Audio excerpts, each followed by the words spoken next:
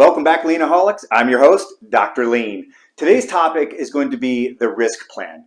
Now, when we're doing the project risk plan, let's just, first of all, forgive me as I look away for a brief moment as I read through the actual definition from the Program Management Body of Knowledge, the PMBOK. The definition says, project risk is an uncertain event or condition that, if occurs, has a positive or a negative effect on at least one project objective, such as time, cost, scope, or quality. A risk may have one or more causes, and if occurs, one or more impact.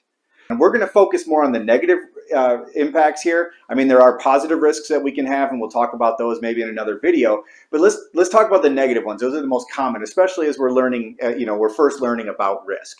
So think about something. The first thing that we have to do in the 4 steps of working through this risk plan are identify the risk. That's number 1. So when we're identifying the risk, let's do something like, let me throw up system functionality. Okay, so system functionality means we work within systems all the time, whether it's a software system, it's an online cloud-based system. There's systems everywhere that we're working in. And when we do, we have to run our experiments and collect our data and do all these things within that system, generally in the backside of the system. Well, when we are, it's possible we could knock that system offline. We might screw something up essentially when we're in there, and then we lose the capability of that particular system or that program. Okay, so system functionality is a pretty big and a pretty common problem that we run into. So I'll throw that one up there right now because it is a big deal. So let's say we're working with that. We identify the risk. Then what we need to do is actually analyze that risk. Break it down, talk about it, have a nice healthy discussion and say, where's this risk coming from? Is it likely to happen? You know, all that type of conversation around the risk. Then we need to put into place some sort of risk response planning.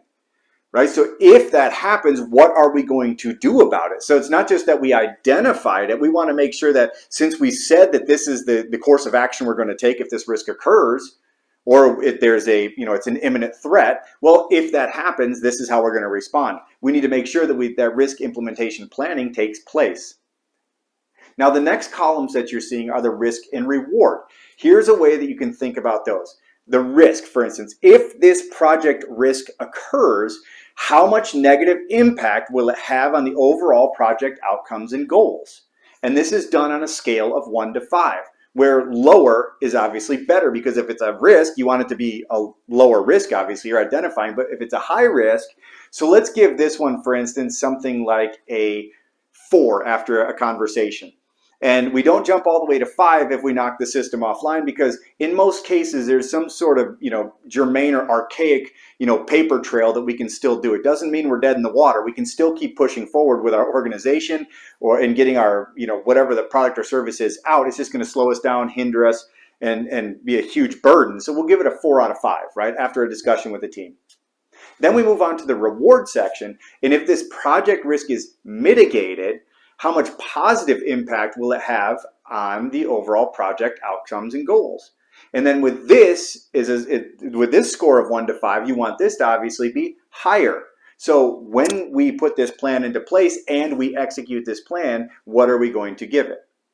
Well, in this case, let's say we're going to put something like, one of the subject matter experts who actually works with that system in the room with us. They're going to be on our team. We bring them in, and that's going to be our risk mitigation strategy.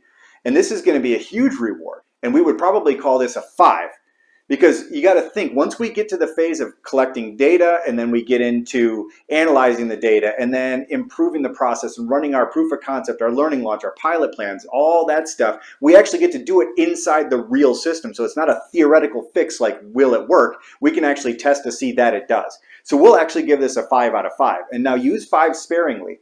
Tip is, anytime you're going to write a 5, that better be highlighted in your briefs.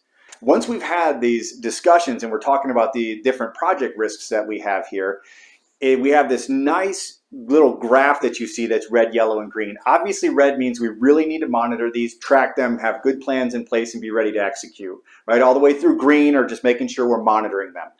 Now, tips for success is you want to update this tool continuously. And then also be honest about the impacts. Not everything's a 5. And do this with the whole team present. And then also don't waste too much time on designating numbers. What I do is if I'm hearing a 3, a 3, a 3, a 4, a 4, I might be like, how about a 3.8? Is everybody good with that? Yep. All right, let's go. But don't waste a bunch of time arguing about numbers. That is in itself waste. I hope this helps fill out your risk plan as you move forward. I'll see you in the classroom.